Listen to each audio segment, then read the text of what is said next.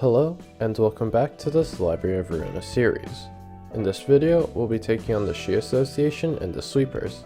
These receptions give us some powerful tech, so let's get started. The Shi Association is a 2-act fight, and their gimmick is related to the story, where they're getting beaten down by unreasonable requests. Their Kizuna passive makes all the enemies start the fight at 75% HP, but when allies die, they gain strength and endurance for the rest of the act, stacking up to 2 times. Additionally, they have cards that inflict self-damage and cards that get stronger if they're on the brink of death. The first of these cards is to overcome crisis. This card has some similarities to Rules of the Backstreets, but trades half a power to guarantee the page draw and also restores light if the user is on the brink. I would say that this card can easily replace Rules of the Backstreets just because the page draw is on use instead of on hit, with the light regen being gravy. Their next card is Desperate Struggle. This card has poor rolls, but at the start of the clash, the user takes 5 damage to give all dice 2 power, which makes it a lot stronger, rolling 5-7, 4-7 slash. This makes it able to outroll many 2 costs. Unfortunately, although it's fairly annoying to play against, it's not actually that powerful as, although it's light efficient, it doesn't provide any utility and can still get outrolled by some 2 costs and most 3 costs. Their last card is Endless Battle. This is another page that gets stronger when the user is on the brink. Its unempowered dice are passable, with its average roll being 0.5 below Creek. But when the user is on the brink, all its dice gain 1 power, which makes its roll average 0.5 above Creek.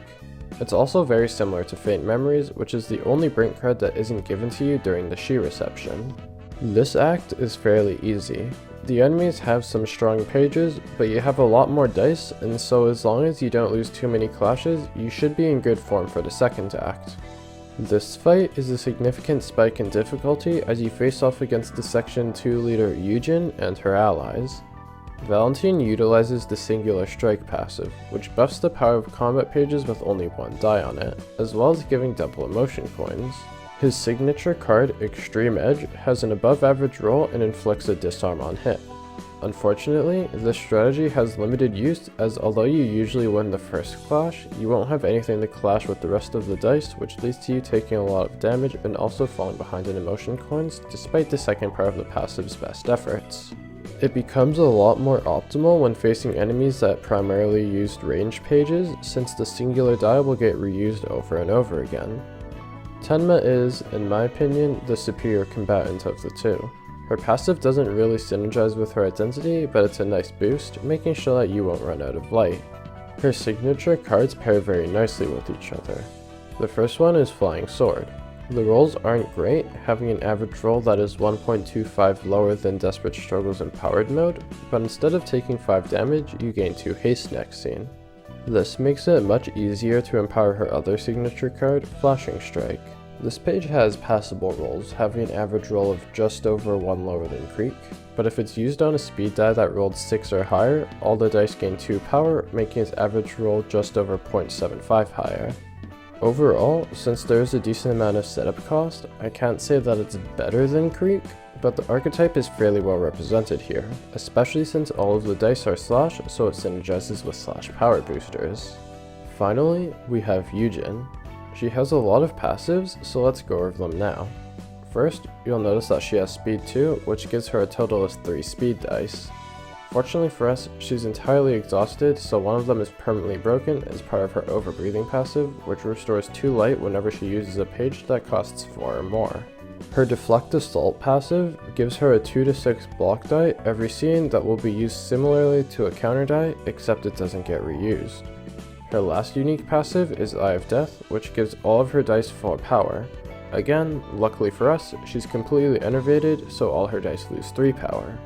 Of course, she also has the Kizuna passive, but her version is special, causing her to start the battle on the brink at 25% HP. Yujin only has one unique page, being Boundary of Death. This page only rolls 1 to 4, but if it rolls a natural 4, it gains 45 power and becomes a 49, which is obviously very powerful.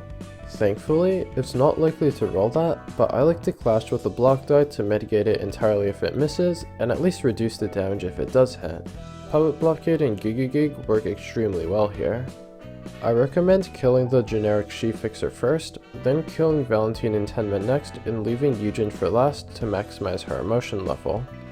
If you're careful and don't get unlucky, you shouldn't have an issue with this reception. Now that we're done with that, let's go over how I would build a Yujin deck. I would like to say that there are many different deck options that are equally viable, as Yujin is a very generalist page, but there is one that clearly stands over the rest, which is Yujin Brink. This deck runs 3 to overcome Crisis, which serves as both the page draw and light regen since Yujin is always on the brink. 3 Faint Memories since it's stronger than Endless Battle when on the brink, and a strong evade die is usually better than a strong block die at this point in the game. Finally, 3 Tailoring, as there are basically 2 costs with Overbreathing, and additionally, if you pair this Yujin build with Happy Teddy Bear's Happy Memories page, you'll end up with -2 cost Tailorings, which is obviously very strong.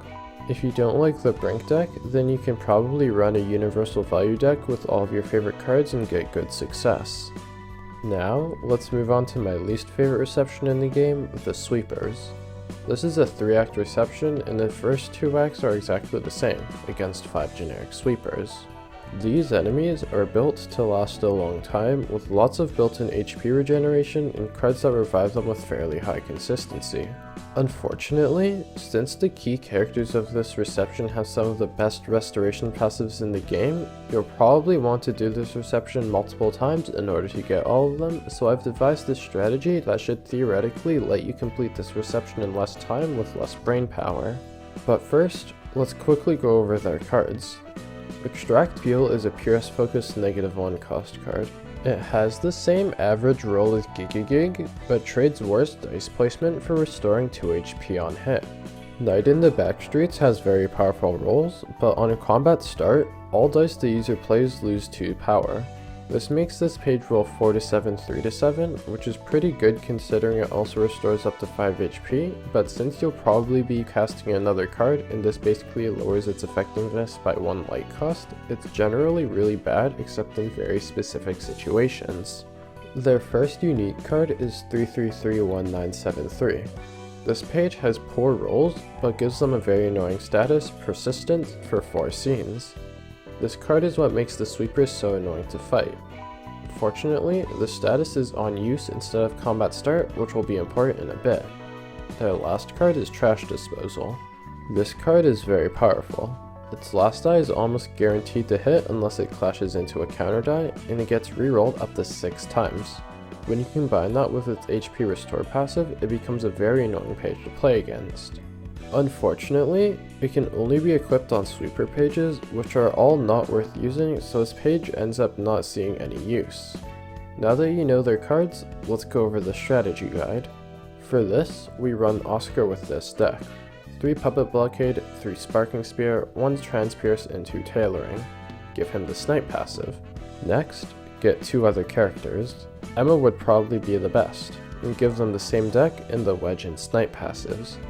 Finally, run a Yujin Brink deck with the Wedge and Dark Cloudblade passives. You don't need to run these decks, but I find that it makes the reception go faster, especially the second act. Anyways, in the first scene, you're going to want to see if any of the sweepers aren't casting 3331973. If there's only one, then also note the sweeper casting 3331973 with the lowest speed die value. Since the sweepers are weak to Pierce, they sometimes get staggered if they get free hit by a single Sparking Spear, and always with 2. And if you manipulate the clash so that 3331973 is clashing with a low speed die, then you can fairly easily get them to stagger before they can cast it. Repeat this for as many sweepers as you can, but in the first act you can probably only stagger 2 or 3 of them on the first scene. On the next scene, you're going to want to kill all of the sweepers without the Persistence passive. If the sweepers that didn't cast 3331973 didn't get staggered, then they're likely to be casting it this scene, so do the same clash manipulation trick to stagger and kill them before they can cast it. Now, you're just going to be playing cleanup with the remaining sweepers.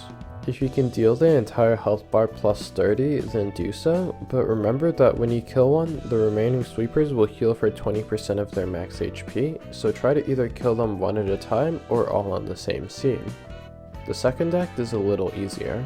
Do the same clash manipulation trick, but this time a single tailoring will always stagger them. Repeat and you're on to the last act. This act has Anton, Lyla, and Valerie. Anton has the signature card Sweep the Backstreets. Compared to Creek, it trades a 0.66 lower roll average for slightly better dice placement, 2 paralysis on hit, and 3 HP on hit. Unfortunately, its offensive dice aren't the same type, so you end up losing value on your power boosters. The same is true for Lyla's For the Family, which only trades a 0.33 lower roll average in exchange for 2 bleed and 2 protection. I was honestly surprised at how good these pages were on paper since I never used them. Unfortunately, dice type consistency is the meta at this stage in the game, and so they're very hard to slot in. Anyways, to finish off this reception, you're going to want to kill the 2 generic sweepers in the first scene, and then clash with the other 3 until their emotion level is maxed out to get as many books as possible. If you're lucky, you won't need to do it again, but if you do, then you probably won't need to get their emotion levels so high. Anton and Valerie both give you 4 copies of Mind Hauler, which restores 2 stagger on hit, and Lyla gives you 4 copies of Health Hauler, which restores 2 health on hit. Both of these are very strong sustain passes and should be slotted in often. In the next video, we're going to be taking on all of the new abnormality fights that these receptions unlocked. I'll see you soon, and as always, thank you for watching.